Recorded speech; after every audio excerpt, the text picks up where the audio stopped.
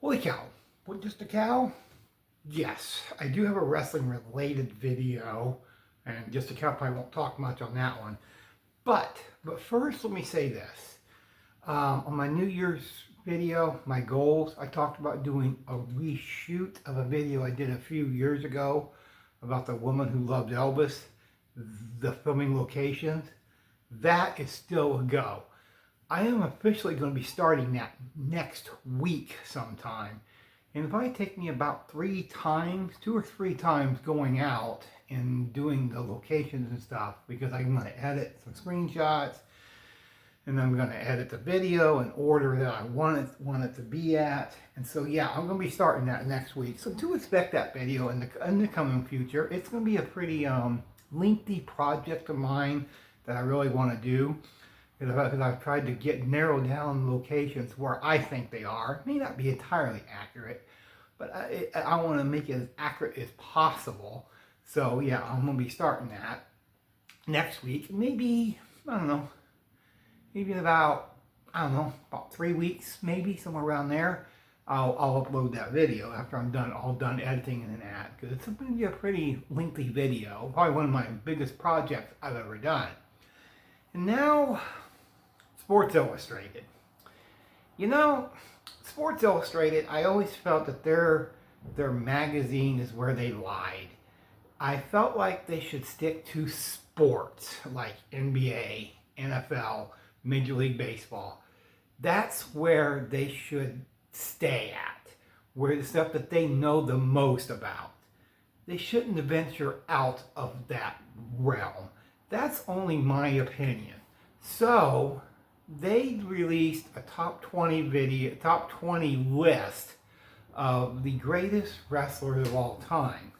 Now, I try to stay away from doing top 10, top 20 lists, because no matter what you do and where you put something or somebody or maybe a movie, whatever it may be, you're going to get controversial in it because people aren't going to agree with you. And let me tell you, I wrote down the list that they had of their top 20 wrestlers. They either are very biased, or that's possible, just a cow, or they don't know shit about wrestling. I do not think Sports Illustrated knows that much about wrestling, because when they started out their top 20 list, they lost me. They lost me at number 20. Yeah, I wrote down all these, if you can believe that. They lost me at number 20 because they only had one female, I'm pretty sure, yeah. Only one female is on the top 20 list. And you're going to think, well, it has to be somebody that would be an all-time great. Becky Lynch, she's in the top 20. If I was making a list of the top 20 greatest female wrestlers of all time, I'm not sure Becky Lynch would even make my top 20. I'm sorry, but Becky Lynch, she's not an all-time great. Good, but not an all-time great. Number 19, Mick Foley. If you're going to list the 5 greatest hardcore wrestlers, Mick's on that list. But as a great wrestler, Mick's not going to ever be mentioned in the category of some of the all-time greats. No, Mick shouldn't even be. I don't know if Mick would make a top 20 list. I'm sorry, that's just me. 18, Jericho. That's hit and miss. Is he top 20? Maybe. 17, CM Punk. That's another questionable one here. 16 should be in the top 10, no question about it. He was more influential in the sport more than anything else. He was never an all-time great, but you have to put Andre the Giant in the top 10. Not Sports Illustrated. 16. 15, Randy Orton. I don't know, maybe. That's a clear maybe. 14, Edge. Are you seeing a pattern here? they're more recent. Most of them, besides Andre, it's been recent. 13, Piper. Listen, if you're going to put the greatest talkers on the list, Piper's top 5. There's no question about it. Nobody could cut a promo like Piper. Piper didn't need a script. He could just, you could hand him a mic and say, hey, here, talk for 10 minutes. No problem, no problem. Piper could cut a promo like nobody's business. I can't think of many other wrestlers that could cut a better promo than Piper. 12, Kurt Angle.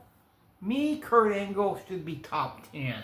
No question about it. Kurt Angle is one of the best that ever came from the Olympic realm, which is really hard to do. And Kurt Angle did a fabulous job with that. But I'm not sure he should be above number 11. Randy Savage?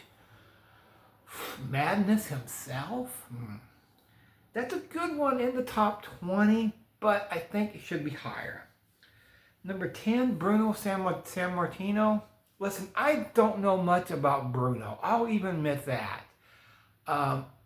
Time I got into wrestling, Bruno had pretty much been retired for quite a few years. So Bruno, be that as it may, he did sell out Madison Square Garden more than any wrestler on the face of the planet that will ever sell out Madison Square Garden. Number 9, Bret Hart.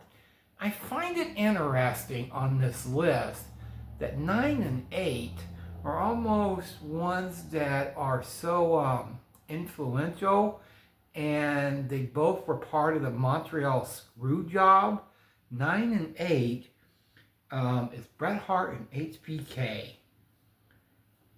And then also somebody who was also part of the Montreal Screwjob is number 7, Triple H. They almost didn't put no thought in this. So 7, 8, 9 is all from the Montreal Screwjob. Triple H was there because part of DX. HBK and Bret Hart. Number 6, you're going to leave out one of the greatest wrestlers of all time. Maybe one of the greatest, no, not one of the greatest wrestlers, one of the greatest gimmicks of all time. Anybody else who had this gimmick, it would have died a quick death. The Undertaker. Longevity, over 25 years. Not in the top 5? You know who they think is better than The Undertaker? This is stupid. This is beyond stupid. They must be watching a lot of recent wrestling because they put Roman Reigns at number 5. Holy cow. No. Number 4 is a questionable one. John Cena, I don't know. That one there's questionable. I tried to do a top 5 list before. I barely put Cena maybe at 6 or 7, but I never had him in the top 5. Number 3, Rock, okay, maybe. But number 2 is Hogan. This is where I had a real serious problem. They put number 2, Hogan, and number 1, Stone Cold. Listen, I don't know if Hogan should be this high, but he was responsible for, well, partly responsible, I mean, not fully responsible, for the wrestling boom in the 80s. No question about that. But number 2? No. Somebody's missing on this list. Somebody's missing. Let me see. Let me see if I can find them.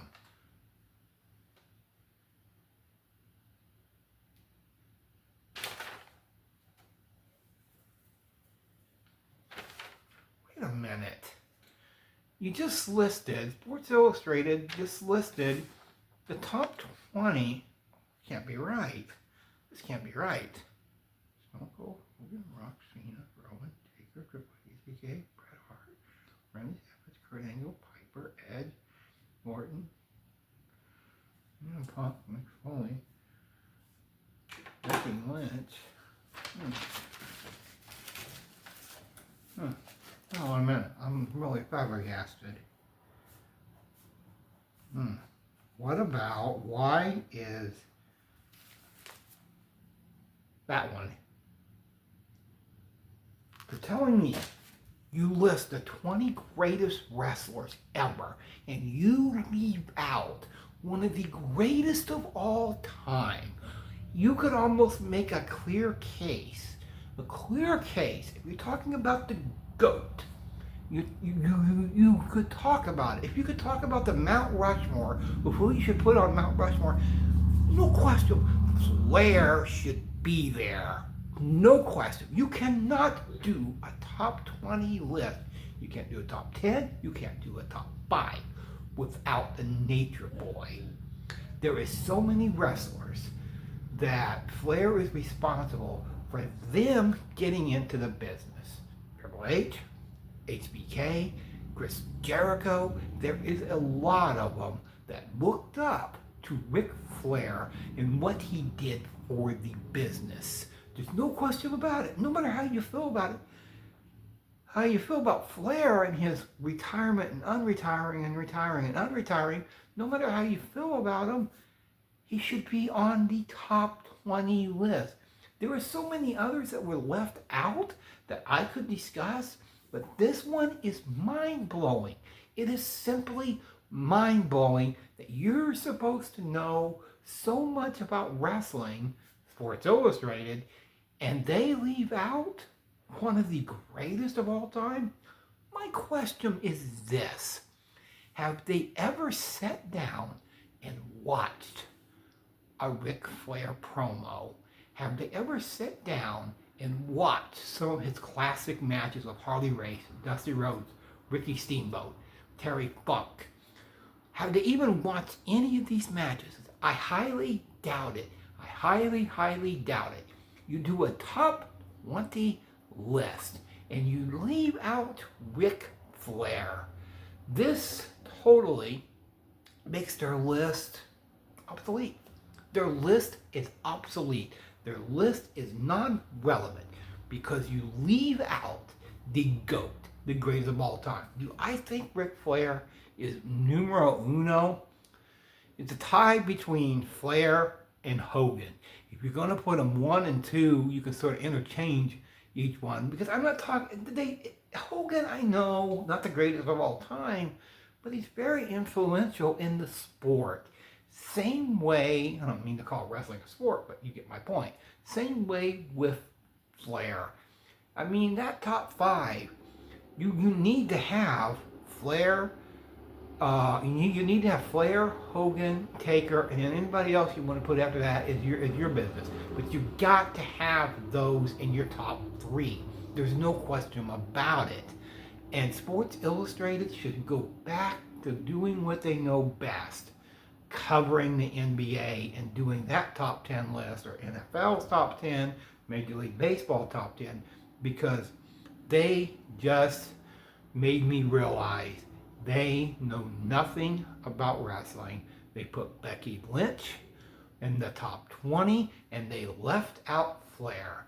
That almost makes me say, Becky Lynch. This is what they're saying. Becky Lynch is better than Ric Flair. What an asinine statement that is. And if you're somebody that thinks that, get a brain check, because it's not accurate. Good Lord. Me and Mom are saying that's all for now. That's all for now.